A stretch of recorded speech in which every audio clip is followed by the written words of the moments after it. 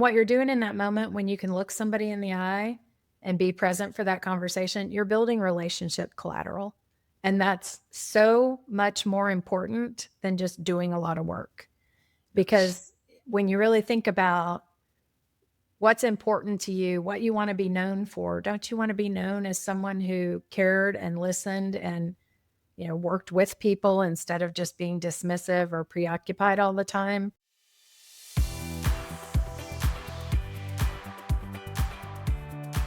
Welcome to Gap to Gig, the show for dads navigating the in-between season when work, identity, and priorities start asking different questions.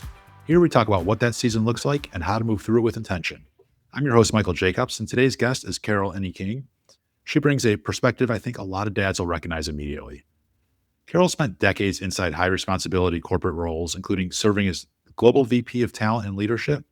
From the outside, it looked like success, big roles, big scope, big impact. But behind the scenes, she started noticing something that didn't sit right.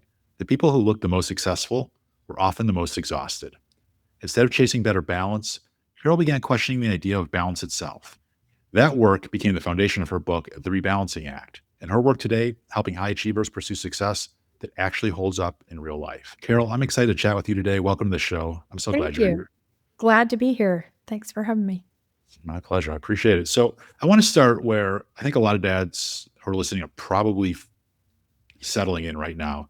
Not in crisis necessarily, but not fully at ease either. And Yeah. you've said to me that work-life balance is a myth and that rebalancing is a skill. When dads hear that for the first time, what do you want them to understand about the difference? I think the difference that's most critical to understand is that we need to stop chasing this ideal where everything's going to make perfect sense because Okay. it constantly outdistances us. And then the minute you get into perfect alignment, something's going to change. And so when I've worked with people to instead think about that rebalancing act as the agility that it takes in the moment to get back to center, to get back to what matters. That tends to resonate more with people because that's something you can do. So that when you have those moments where you feel like things are out of kilter, instead of saying, well, it should be this way, it should be this way, why is it not? You're thinking, okay, what is the change that I need to make in this moment right now to move me in the right direction? And it is it's a constant force in our life. And so when we focus on that, it tends to reduce the frustration of feeling like we're constantly missing this goal of being in sync perfectly. Absolutely. So to me, it sounds like a shift in perspective. Would that be the That's probably you just summed up all my work in one sentence, but yes, and it's how you do that and when you do that and knowing when you need to do that that makes all the difference. right? And that changes perspective. It's not a permanent thing. Your perspective is always changing, right? As you Right. get more experience and you find what does work for you, what doesn't work for you, Yeah. you have to continue to reevaluate, continue to look at it from your current perspective to say, Yes. what is working for me, what's not working for me? Is that the sort of the background to support the work that you do is like, It is. It is because we are growing and changing as are the people around us all the time. So your life is different today than it was 2 weeks ago or 2 years ago, as are your kids, your spouse, your significant others. We're all growing and changing. And so that's the thing is when we sit here thinking things ought to be static and ought to make sense, that's based on probably how life was yesterday and not how things are right now. So it's much more about that flexibility. I remember early in my career, I kept thinking, wow, it would be great if I just had a really stable job yeah, and every day was the same. And then over time, I realized I would be bored silly if that were my job.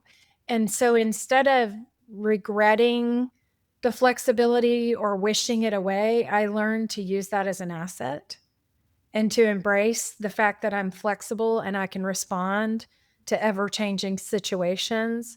Use that as a strength. And that does involve a change in perspective and it involves a continual process that I like to call rebalancing. That's so smart to frame it, frame your changing your perspective as an asset, right? Of Yeah. like, because it's so easy to get stuck in the moment, right? And Yes, to it not is. look at the bigger picture. Yes. And you have this asset available to you, right? Of like taking a step back and looking at it through your current lens to say, is this what works for me or not? And it's like putting that asset to work for you, Yes. right? It's like when they say you earn some money and you go to invest it, you're putting that money to work for you, but it is going to grow for you, hopefully grow for you over time as you invest in however you invest it, Yeah. right? It's a great metaphor. It's the Yeah, same for your life, I it presume, right? is. It's like you have to, because it's an asset, you can invest it in yourself to find the things that make you happy, fulfilled, you know, not live in this cone of regret that we tend to get ourselves into when we're stuck in the moment. It's funny, we talk about mindset a lot, but I don't know that we really understand just how sophisticated a machine our brain is, because our thought process, it whatever we are planting in our conscious mind tends to start becoming our unconscious reality, right? So if we're constantly saying, I'm stressed, this doesn't feel right, this doesn't feel good, I hate this, that's what's getting into our brain and that's becoming our default pattern. And when we can hold thoughts that will serve us well and learn to control those negative spirals, we are far more fulfilled. And there's a whole lot of brain science behind this. But, I went from thinking, oh my gosh, why is every day so different? Why does it bring such different challenges? Why is it so stressful? And then I started thinking, but the fact that I can shift and move and have this variety every day could be a source of strength if I were to think about it that way. And then I entered into a career where I had to be flexible. If I didn't have that flexibility, I never would have been successful. And so it went from, I'm gonna test out this theory and plant this positive thought in my mind and see if it helps. It went from there to really informing how I approached my career, my life, and trying to use that as an asset instead of dreading the craziness that each day would bring. And so I imagine you must have felt much better in doing that, right? Like, but Yeah. you had to get started in It it. had to get started, and by the way, because things are always changing and new stressors emerge, it's a constant reminder process that, okay, I can still handle this. I can still take the next step. I just had something catastrophic happen. Okay, what do I do now? You know, Right. because every the more you live, the more opportunities you have, the more chances you'll have for things to go wrong, and the Right. more you'll have an opportunity to practice this. Right. So there are times when it's been really easy to remember that, and there've been times when I've had to get out of my own head and stop and go, okay, Yeah. let's get back to these more normal thoughts and a more normal basis of living. Right. And I imagine then between those two sort of extremes of like being on top of it and kind of getting inside your own head and not being able to get that perspective, that a there's also a risk of imbalance in between those two extremes. And what I'm thinking of is like, I know right now, a lot of dads I talk to, they're grateful for the careers that they have, Mhm. right? Because especially in the economy we're in right now, Right. there's and the job market is become a lot more challenging for a lot of people. Yeah. And so they're grateful for the careers they have, but they're uneasy about how much space in their lives the work is taking up, right? They're afraid to not prioritize work or not even necessarily not prioritize work, but they're afraid to step away from work for a moment to take care of things outside of work Yeah. because they know that it's going to be tough to replace the job they currently have. Yeah. How do you kind of help people tell the difference between a demanding season like that where it's maybe you got a lot going on at work, maybe it's busy season, you're an accountant, maybe it's just Yeah. that time of year where sales are spiking and you just have to do more for work. How do you tell people how do you help people tell the difference between a demanding season and just a misaligned life?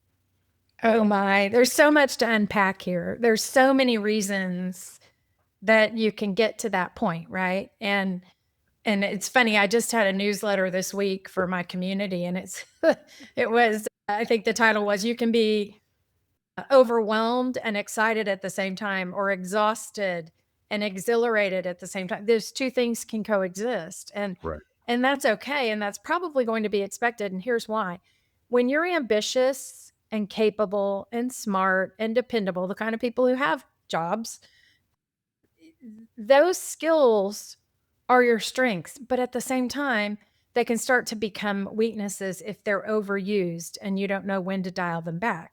And so the problem that we have many times is that we take on more than we should. We take on things that probably would be just as well done by somebody else. Maybe it's something we like to do. Maybe it's something that we feel like, well, I can probably do this quicker and easier than somebody else, or I don't have the time to teach somebody else how to do it. So we take on all this work over time and then we wonder how we got so overwhelmed.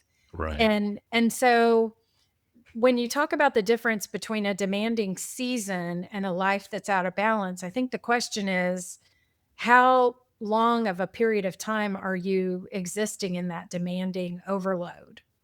And so I like to think about it like a car. If you get in a car and you constantly accelerate and you just put the pedal to the metal and floor it, Yep. over time, you're gonna crash, you're gonna run out of gas, something terrible is gonna happen. You're gonna burn out the engine. And in this case, we're the car, right? So we can't just accelerate constantly, constantly, constantly Right. without knowing when to back off, when to hit the brake, when to take the car in for an oil change, or maybe in your case, it's a day off or a massage. You need that preventive maintenance. And Stephen, the late great Stephen Covey used to talk about sharpening the saw. And so what can happen over time, and the analogy is that if you go out to chop wood and you've got a sharp saw and you chop some wood down, and then you keep going every day and you chop more wood and you chop more wood, but you never take the time out to sharpen the saw, you will work harder to get that same amount of work done because your saw blade isn't sharp anymore. Right. And that's like us. And so there are all these analogies out there, but it's different to have a season like, okay, I've got a big project at work. We've got a deadline approaching. The next 2 weeks, I need to just focus on that a lot, and I might miss junior's baseball game or dance recital. You know, that's one thing, but when you are doing that for months on end or years on end, and you wake up one day and you're like, "Wow, 2 years just went by." That is a life that's out of alignment. Yep. And so it's not that you're not gonna have seasons where you really put that pedal to the metal, but you've got to know when to back off. And a lot of times it involves taking a good, long, hard look in the mirror to see what it is that you've taken on that you probably shouldn't be doing.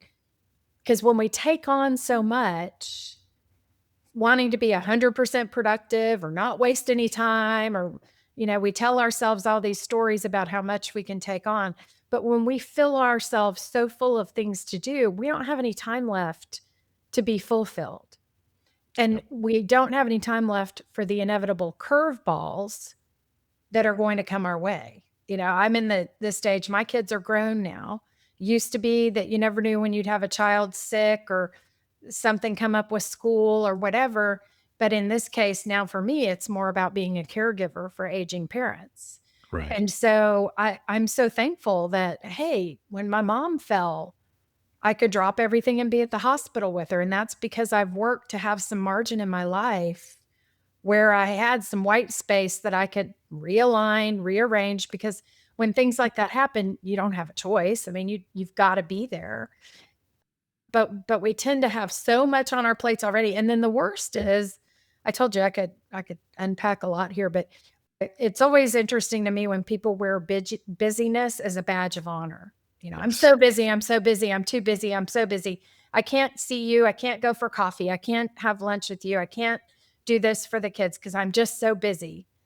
And they think that it first of all, it comes off to the other person like what I'm doing is more important than what you want me to do, and that's not a very good sign of respect. So there's that aspect to it, but it also is it always begs the question to me, are you even working on the right things in the right ways, or have you created a life without boundaries so that you don't do a good job of prioritizing what's important and knowing when to let things go? Right. So there's just a lot to that, and I think it's real easy for us to get in this cycle of, "Oh, I'm getting recognition at work, I'm getting good bonuses, I'm getting promoted, I'm getting, accolades from the boss," whatever it is. We can let that motivate us excessively, or we feel like we've gotta keep proving ourselves because 'cause we're only as good as the most recent accolade. But when we can say, "I work hard, I do a good job, and I am worthy of taking a break Yeah. and realigning things," many times people, when they finally do that, they're very surprised that their bosses are so supportive Right. because they see it, but they can't necessarily help you get to that point, but they want you to be at your best. They don't want you to be stressed out, burned out, exhausted. And I've been there. I was that type A worker for a while and was constantly having to say, "Okay, am I out of alignment here? And what do I need to do to Yeah. regain that alignment?" Absolutely. There's so many things that I kind of want to highlight that you just said, like margin, right? You talked about building in margin to your life, and this idea of just because you're so busy doesn't mean it's the right solution, right? And so it's Yeah, like busyness does not necessarily equal productivity, right? absolutely. You're not And just because you're busy doesn't mean you're productive. Doesn't mean and you're didn't your mother ever say, "Just because you can doesn't mean you should"? I mean, there's exactly it's a pretty right, profound statement when you stop to right, think about it. exactly. And it gets me thinking of like we can replace paychecks, right? There are jobs out there and we have to earn a living, right? We have to be able to support ourselves and those we care about. And yeah, it might not be easy to do a one for one replacement of the income that you have, right? Yeah.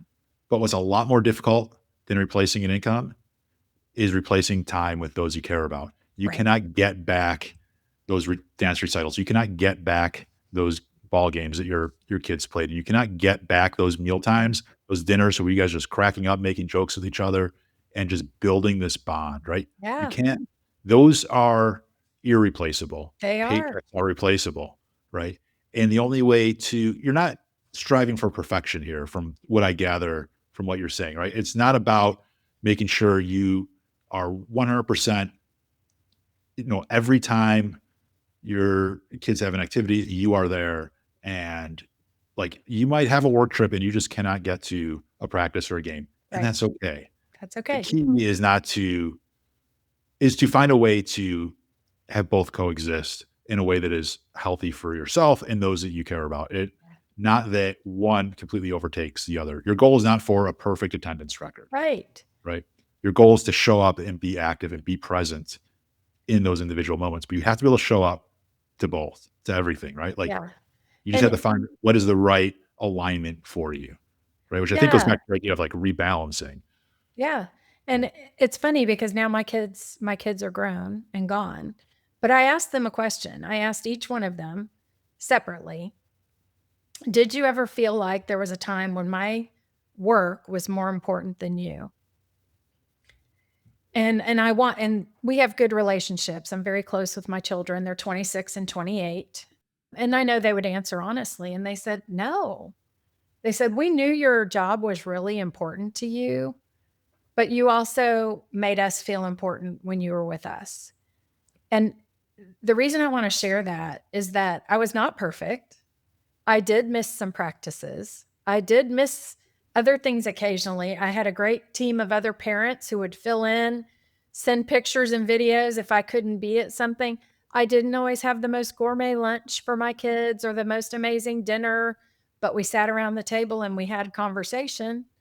Yeah. And so they remember the big things. They don't remember these little things. Right. And I hope that gives people hope that you don't have to be there. You don't have to have a 100% track record, but you want to have a good mix and be able to be present for the ones who matter. Right. Absolutely. I think what I've learned as my kids get older is that moments matter, right? And you Yeah. don't know when those moments are going to occur, right? Yeah. It could be a car ride to an activity. It could be while you're making dinner together or while you're, eating a meal together, right? My kids seem to remember specific moments. Yeah. They don't remember whether my paycheck went through, right? Yeah. Every Friday. They don't remember like what I did at work on a given Tuesday. But they Yeah. might remember this one conversation we had 3 Tuesdays ago that was or 3 years ago on a Tuesday that, was just the funniest thing that ever happened, right? Or was just something more memorable. Well, And and I bet you weren't on your cell phone in those conversations either, and you weren't multitasking, or I like to call it task switching because it's really hard to do all that stuff simultaneously. But, right. you know, being present has sort of gone out the window with all this technology. We're always on. We're in 14 text conversations, exchanging emails with somebody else, have somebody else calling. It's crazy. And I just saw something the other day. It was a girl, probably about my one of my children's ages, and she was saying what I miss about the 90s moms or why I'm jealous of 90s moms, which that was me. She said, "My mother was always present with me in conversations. She didn't have a smartphone distracting her. She wasn't sitting there looking at her phone while she was talking to me." Right. And I think about the pressure that we're under with all this technology and everything. It's like, put the phone down. My daughter likes to say, "Hang up and hang out." So, but it's hard because people are always feeling like, "Oh, I can text you anytime." And then we feel like we've got to text them right back. And it's like, "No, no, we don't." Right. Right. What's gonna happen if you wait an hour or 12 hours Yeah. to Yeah. respond?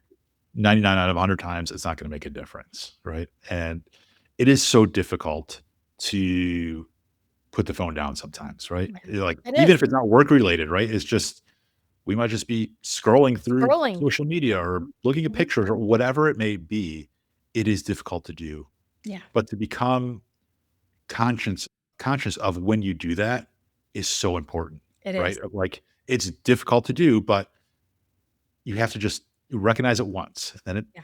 recognize it a second time, and now it becomes more of a habit and a pattern that you can follow so that you can be more present. I'm certainly not perfect when it comes to it. I'm certainly check my phone around my kids. I think as they get older, it becomes even more difficult because they've got their own phones and now they're getting just as distracted. Yeah. And, you know, they follow the behaviors that we model for them, not the words that we use. So if we That's say, right. put your phone down, Oh, right? yeah, that's But true. we're on our phones, they're not going to listen, right? But if our phones are down and they're on their phones, and I say, hey, let's put our phones down. Let's just hang out or have a conversation, whatever it may be. They're a lot more likely to follow Yeah. that lead because my phone is down. Yeah, and I think I'm of the age where we gave our kids smartphones because we didn't realize just how dangerous it could be and all the downsides of it, and I think now parents know better and they're starting to think about, "Do I want my kid to have a smartphone at an early age?" I know that's a big debate right now, and it's a tough call. I remember I was in a meeting, gosh, this was at least 10 years ago. I'm sure it was more than 10 years ago, but I was really distracted on my phone, and I had an employee say, "You know what? That's really bothering me. And it makes it look like what you're doing on your phone is more important than what we're talking about in our meeting." That hit me hard. Yep. And I was very mindful after that. And then I got to the point where I started, like when I was the one leading the meetings, I would say, let's all be off our phones. If you have an emergency, if you have something and you need to have your phone out, let us know and we'll understand. But don't just use your phone to keep doing work because what you're saying to everybody else is that what you're doing is more important than what we're all talking about. And we tend to lose perspective so easily and get into these situations where we don't have proper boundaries anymore, whether it's technology, whether it's just the way we take on work. But I think that's what ends up overloading us as much as anything. Just taking it on because we can, even though we probably shouldn't. Right. I love that idea of, or not the, I should say, I love the idea of, I appreciate that your colleague was like, your phone is looking like it's more important than me. And it Yeah. I reminds was me of up to here. like what we were talking about of like moments matter, right? Of like, even if it's not at home, even at work, Mhm. putting your phone down to be in that moment because you only have so much time with your coworkers to get your work done. Whatever's on your phone is still going to be there Yeah, after that conversation's over, that's right. right? It's not going anywhere. And there are techniques and tools you can use on your phone to flag messages, pin texts. You can do things to help you remember to come back to it later. So Right. take advantage of those tools instead of feeling like, "Oh, I better do this now before I forget." I think that's where a lot of us get into trouble, Right. myself Right. included. Yeah. And that's to say, like, we still have to give ourselves grace. Like, we're not going to be perfect at it. Yeah. It is near impossible to never look at our phones when we're talking with somebody else, right? And sometimes we're using our phones as we're talking to somebody else because we're referencing something or That's right, we're looking it up. whatever it may be, right? But it's like we're not going to be perfect at it. I think the idea here, from what you're saying, is like be cognizant of it when you can, Yeah, right? And then you can start to build up some strength in that area of being able to put your phone aside because you recognize, oh yeah, I'm in the moment right now. yeah, I'm going to focus on who is in front of me instead of what is in front of me, what this phone is, right? Like I'll put that aside. And the more I do that, the easier it becomes because it becomes more of a habit, it becomes more of this pattern that I can continue to do, yeah. right? And it's and what you're doing in that moment when you can look somebody in the eye and be present for that conversation, you're building relationship collateral. And that's so much more important than just doing a lot of work. Yes. Because when you really think about what's important to you, what you want to be known for, don't you want to be known as someone who cared and listened and worked with people instead of just being dismissive or preoccupied all the time? Right. Um, That's that's a that's a question I often ask people as we start thinking about that perspective, that thought shift is, what do you want to be known for? What do you want your legacy to be? right. And Absolutely. if it involves how you want to be known to people, you got to show up in a way that's in alignment with that. Yeah. And when you're too preoccupied and distracted, it's really hard to do that. Absolutely. I love that phrase, relationship collateral, because we're trying to do work that means something to us, right? We're trying to live a life that is meaningful and fulfilling to us. Yeah. You know, and the dads that I talk to and work with, it's like we tend to look at work as a means to get to the end, but really what we want to be doing is work that matters to us, meaningful work. And the only way to do the work that means something to you is to build relationships, right? That's right. All work essentially comes down to relationships between people, right? Yeah. It is very rare you can build a business or get a job without knowing somebody else, That's right. right? So you have to build these relationships. And the only way to, or the best way or most effective way to build these relationships, or as you call it, relationship collateral, is to be present in the moment with those people, right? Because it's building trust. Yeah, And when people trust you and you have that relationship, then they can give you the grace when you slip up, when you get on your phone and you say something you wish you wouldn't have or something like that. They're more likely to say, I can give you some grace on that because I know you and I know your heart and I know where you're coming from and your authenticity shows up. absolutely.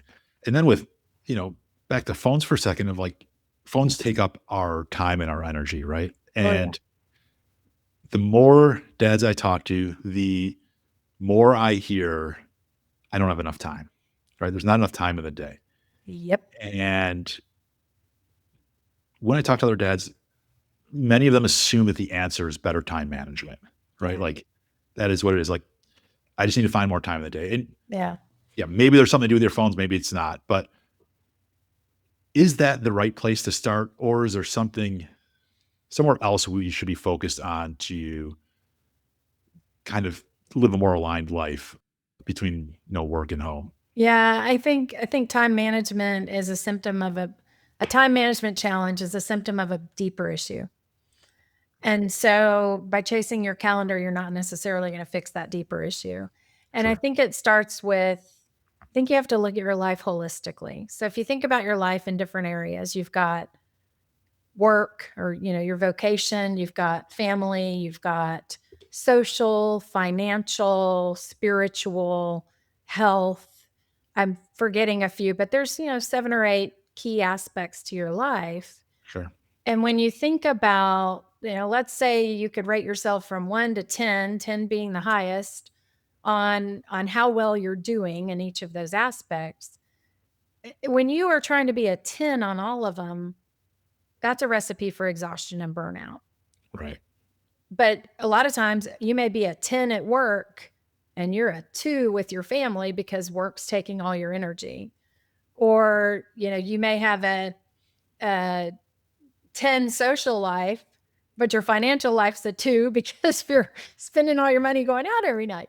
And your work Right. life might not be so great either. So, it's a balancing act, and what works for you right now may be to try to average about 6 or 7 in all the key areas that are most critical for you right now. And so instead of trying to be 10s everywhere, how does it look to try to balance that out where you've got a reasonable level of satisfaction across many areas of your life instead of just being hyper focused on one area? So I think you have to look at your life that way. And I also think it's important to consider the season of life that you're in. Yeah. And by that I mean if you have little children, that's all the cliches apply because they're true. And it's the days are long, the years are short. I can say that now. My kids are grown up. Right. But when your kids are small, if family time is critical, and I love that so many dads believe that family time is critical. I came from the generation where my dad was not around. He Yeah. was traveling and working all the time, and I didn't see him much as a kid. So I love that we've rediscovered that the importance of being there for our children. That's wonderful. But in that stage of your life, maybe you aren't going to be a 10 in the job right now. Maybe you aren't going to get the fastest promotion. Now, Right. that said, if the higher priority is that you've got to provide for your family and you've got to earn that promotion and you've got to really give it to work, that's okay. You may not be able to be at every one of the baseball games and practices. It's a trade-off. You don't get to these places of success without sacrifice, but you've gotta know what's most important to you right now in this season, and by the way, that's where rebalancing comes because every season is different, but when you know what's most important, that helps you to make those priority decisions that are most aligned with what's important, and then you can say no from a place of knowledge. So you can start to discern, okay, I could take that on. I'm a CPA. I could be the treasurer of the baseball team or the PTA, but I'm not going to because it's down here and I'm already filled up with these other things. Because you see, when you can say no to something, it gives you the ability to say a stronger yes to something else. And so I think you have to get into that level of detail, not for very long. It doesn't take very long, but you got to clarify what's most important to me. What do I want to be known for? What are the priorities of this season? And where do I need to move things around to be more aligned? And then you can start to figure out what to let go of. And then you can start managing your time well. But if you try to just start with time management, you might not be figuring out the underlying problem is that you're trying to be a 10 to everybody all the time. Right. Time management is more surface level. Yeah. What you really need to do is dig underneath the surface. Yeah. I'm curious, how often should we be reviewing our point of view here, our perspective of like where we should be spending our time and how we should be aligning things? That's a funny question because I think I get asked that a lot, but I think it's different for everybody. I like to say that it's good at least annually to review your goals and your bigger plans. But I think other than the annual goals that you're setting for yourself, which I think is a very good practice, and checking to see if you're making progress on those. I think it's more about when you start feeling out of kilter, when you start feeling like something's off, that's your cue to go back to, okay, what is it that I'm prioritizing again? You start with, what do I want my legacy to be? What's most important in terms of my life values? And then what are my goals? And when you have those goals, it's amazing how you'll work toward getting there. But you might have a lifetime goal list that has 50 things on it. You're not doing them all at once. Right. And so the other thing I say when it does come to time management is think about sequencing versus stacking. We tend to stack everything on our to-do list and we put like 3 times more than we can actually accomplish on it. And Right. we just pile things on up and down on the list. And if we think about sequencing, what do I need to do right now? What is something I can not do, until 3 years from now? And think about sequencing that out. Have a couple of meaningful goals you're working toward all the time, but don't try to achieve them all right now. Yeah, absolutely. So on the flip side of that, can you end up over analyzing this? Can you be doing so frequently that you're never actually getting anything done? Or is the risk really just never looking at? I mean, it would be a nice problem to have to some degree, but I think if you are, it's good to plan Sure. and it's really good to have plans and goals. It's also good to know how to surrender. Hmm.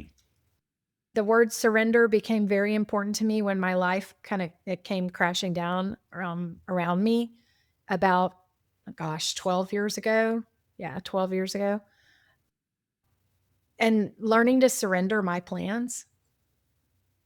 If I hadn't just surrendered and figured out, you know what, my plans don't matter right now. Yeah. Right now, everything's out the window, and I need to figure out one step at a time how I'm going to move forward from this, just one Right. step at a time. And by surrendering my own plans, I believe that's what enabled me to open up for life, having bigger, better plans for me than I had for myself.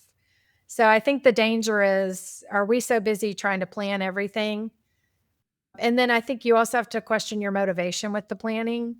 Yeah. And what I mean by that is, if you are trying to check things off on your goal list so that you can put a picture on Instagram and show how perfect your family is, I think you have to look at what's really driving that, and what is it that is telling me that I've got to prove myself in that area. Because it's not about being better than somebody else. It's not about one-upping anybody. If you want to do it because you're making moments and making memories, that's great. But this comparison trap, not good.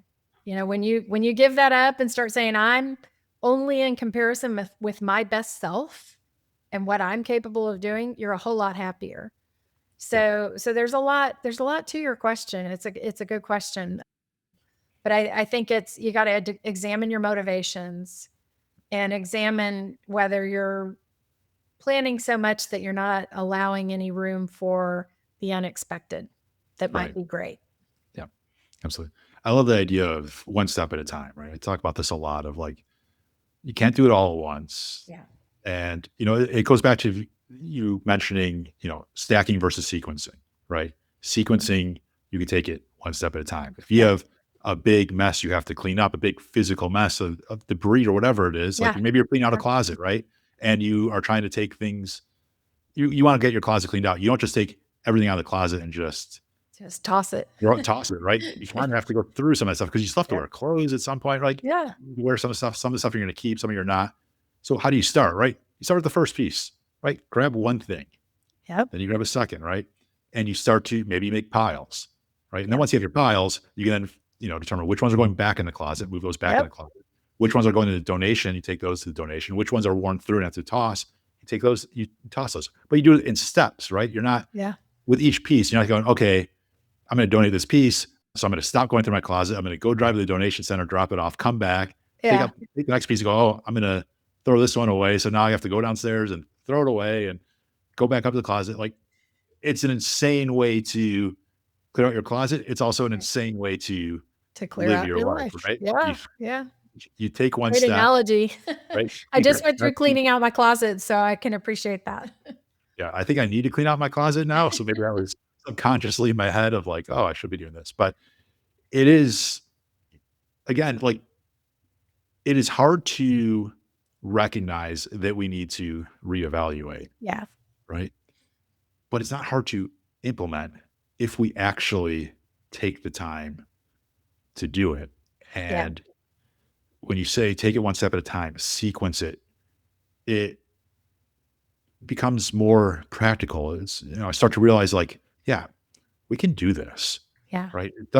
You don't have to block out a day, a week, whatever to get started. No, I Take mean, the if first you step. can take an hour to just stop and think, it's Yep. usually what I tell people. Try Right. to carve out an hour where you can just do some self-reflection. Yeah. And And that hour, I imagine, doesn't have to necessarily be sitting at your desk looking at a piece of paper. You could be yeah. doing it on a walk. You could be doing it while you're Mhm, driving. It's mhm. just time for you, this kind of distraction free time to relax enough to the point where you can see more clearly what Yep. you've been doing. And by the way, one of the things I do, I have no idea what my neighbors think about me, but sometimes when I'm walking and ideas are coming to me, I will use my technology and I'll just hit the button on my phone to record an audio message Right. so that I capture those ideas. So you could think about, what do I want to be known for? And just turn on the audio and start talking to yourself. Yeah. And then you can transcribe that and you'll have something to go from. Right. So that's was a big tool for me writing my book. So yeah, I mean, it doesn't have to be behind your desk, but use the technology to help you. The other thing I would say, since you talked about cleaning out closets, and I just Sure. did that, I hired a closet organizer. So I think there's a lot of tendency to feel like, okay, I should be able to do that. I should be able to cook dinner every night. I should be able to, clean my house. I should be able to clean out my closets. Well, you know what? When you're working hard, sometimes some of those life hacks where people help you, that can really be good too. So Absolutely. if their forte is cleaning out closets and they are organizers and they can help you do it in a fraction of the time it would have taken yourself, that might be an investment that you could make. Right. Can they clean the house better, faster, and more efficiently than you can? Okay, well then maybe you do think about getting someone to help with that. Meal prep services so that you can get meals on the table. I'm not saying you should just go spend money and outsource your life or anything, but I do think that sometimes enlisting help can help change your perspective too. You think about, where am I using a lot of my time and energy that I on things that I really can't stand doing? Yeah. And is there a way to get help from someone else to do that? Maybe it's your children. I used to Right. pay my daughter extra allowance if she would cook dinner 2 to 3 times a week when she was a teenager. And you know what? She was a way better cook than I am. So we had better meals. Yeah. So there are some things like that that can help when you really do get to the time management stage. But I think it has to start with how you're spending your time and is it the right things to be doing? Right. I think it's more than just the time management benefit of it, right? It's again putting your assets to work Yeah. for you. If you are more happy, more fulfilled spending your time doing certain things and other things drain your energy, if there are ways to outsource some of those things that drain your energy Yeah. to allow you either outsource or automate so that you don't have Right. to expend as much energy doing that, you can live a more fulfilling life, do more meaningful work, have more time for the things that matter to you, the people that matter to you, Mhm. by having somebody else or setting up a system that will do things for you that drain your energy. I mean, some people probably Yeah. love organizing, like they'll just go and, to them, that is a good use of their time because that Right. is meaningful to them. It brings some energy, right? For others, maybe it's not. And like in your case, it made more sense to have somebody there to help you organize your closet so you free up yourself, not just your time, but your energy, right? And your mental capacity to do the things that are more important than your closet, That's right? exactly For right. you. Yeah. And I think to the extent that some of your listeners are entrepreneurs, I think it's really easy to feel like you should take it all on yourself. And thankfully, early in my career, I trained salespeople for this company it's called Insperity now. It used to be called Administaff, but they do HR and payroll and benefits. And their motto was, we take care of your people so you can take care of your business. And as an entrepreneur myself for many years, it's so easy to want to take it all on yourself. And then you say, maybe I should have someone helping me with admin or with social media or with, office management, whatever it might be. It can feel like such a leap to start paying somebody else. Yep. But that is a huge perspective shift because you have to be focused on what you got into business to do in the first place. Yep. And when you're so preoccupied with all the tasks, bookkeeping, I couldn't hire a bookkeeper fast enough for me. So, Exactly. there's a lot of things where these things are burning us out and we're not necessarily doing them in the best, most efficient ways because we know we can do it.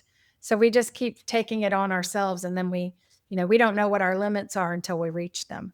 And then we're wondering why we're so exhausted. Yep, absolutely. And I'm the same way. In my business, I outsource certain things. And, you mentioned like, do you want to give up control in some of these things, right? Or, losing control. There are ways to bring on others or set up processes to handle things for you. You can still set the standard, That's right? right. They have to meet, right? And then they meet your standard.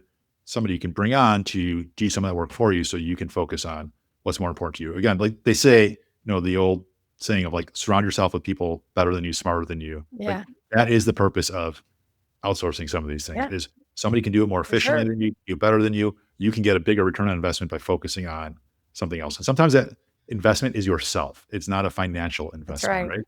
Yeah. And we forget that part. And we Yes. put ourselves last. And that's not good. I mean, that's what really led me to a lot of burnout is trying to give everything to everybody else all the time and not taking care of myself. Yep, absolutely. All right. So I want to go from the serious to the totally unserious now. Okay. Time for our speed round, 5 quick questions, starting with what's the first kid show theme song that comes to mind? Kids show theme song. Oh my goodness. Wow. Well, if I think about shows I watched as a kid, I'd probably say the Brady Bunch. Brady Bunch. If I Excellent. think about shows my kids watched, this is an old one, but it probably would be the Barney theme song. I love you, you love me. I feel like that's burned in my head forever. There are a lot of people that grew up on Barney for Yeah. sure. It was his own beast. What Yeah. was your very first job? Very first job was babysitting. Okay. Didn't Excellent. love it. So I did some other ones as soon as I turned 16 and could drive to a job. But Sure. Fair enough. Would you rather spend 24 hours at a toddler-sized T-Rex or a T-Rex-sized toddler? Speaking of babysitting. oh my. Well, I think my initial answer would be the toddler-sized T-Rex because that might be a little more containable if I could just isolate the little teeny arms, Sure. the teeth, I guess. Yep. Maybe Yep. I'd have a prayer, although it could be fun to have the giant toddler and run around. That could wow, I hadn't really thought about that one, but I'd probably stick with the toddler-sized T-Rex. Yep. Absolutely. What's your go-to karaoke song or the one you would sing if you had to? Oh my. I guess that would take me back to probably the first time I ever karaoke'd, which was, of all things, it was My Best Friend's Girl by The Cars, and I laughed because I was up there with a group of my friends, and we had had a lot to drink and stuff, so but we had fun singing that, so I don't know, that every time I hear that song now, I can just picture myself on this on the stage, so That's probably awesome. that. I don't Yeah. know. I don't Great song, karaoke great very band too. much. Yeah. Love that. And finally, what's the weirdest thing you've ever carried around in your bag, briefcase, or pockets? Oh my. I suppose other people would find this really weird. I wear some very special contact lenses, Okay. and at any time, if something's in my contact, I have to be able to get my lenses out. So I have a plunger thing that I carry whatever the purse, I always have it with me just in case because it's the only way to easily get the contact lens out of my eye. So some people would be like, "What is this little tiny plunger?" But it's very important to me. Yes. Can imagine. I can imagine someone who wears contacts. I get that. I have never seen a plunger for contacts, although, all right. Carol, this was great. Before we wrap up, I want to make sure people know where they can go next if this conversation resonated with them. If Yeah. someone's listening and thinking like, that is exactly me, like that's the tension I'm feeling. What would you like them to check out? Where should they go? Well, I think the best place is my website. It's just my name, carolenneking.com. You can buy my book from there. Well, you can buy my book anywhere you buy books, but reading the book would be great. Men did interview for my book, even though it says women on the book. It is for men too, and I've been pleased with the response I've gotten from men on that book. So my website has resources. I have a legacy blueprint workbook that you can download, and it'll help you ask those questions and think through that perspective changing exercise that we talked about. So that's a resource available to them. And then they could subscribe to my newsletter. I give weekly rebalancing tips. It's not a sales message, it's just something to help you keep it front of mind and your awareness. And then I'm also happy to talk to anybody one on one if they want to talk about how to make a move when they know things are out of alignment. I do a lot of coaching work in that realm. So that's it. Awesome. That's great. And the name of the book is The Rebalancing Act, if I remember The correctly. Rebalancing Act. And then the subtitle is Wisdom from Working Women for Success That Matters. But like I said, I interviewed men about the women in their lives, but I also believe a lot of it applies to men as well. So Absolutely. Absolutely. We'll have links to everything in the show notes. Carol, thank you so much for this conversation. Appreciate like how you challenge the idea of balance without necessarily like without shaming ambition or drive or any of those personal kind of things. You your work to me gives people permission to pursue success, yeah, but in a way that actually supports their lives, right? And yeah, so thank you for bringing that perspective. I appreciate it. And finally, before you go, if you're a dad listening to this and you find yourself in between navigating a season that feels difficult, head to gap2gig.com, subscribe to the Gap to Gig newsletter. It comes out every Friday, and it's a quieter space to reflect on work, life, and what really matters right now. And if this conversation resonated, consider sending it to another dad who might need to hear it. Until next time, I'm Michael Jacobs. Thanks for showing up and listening to Gap to Gig.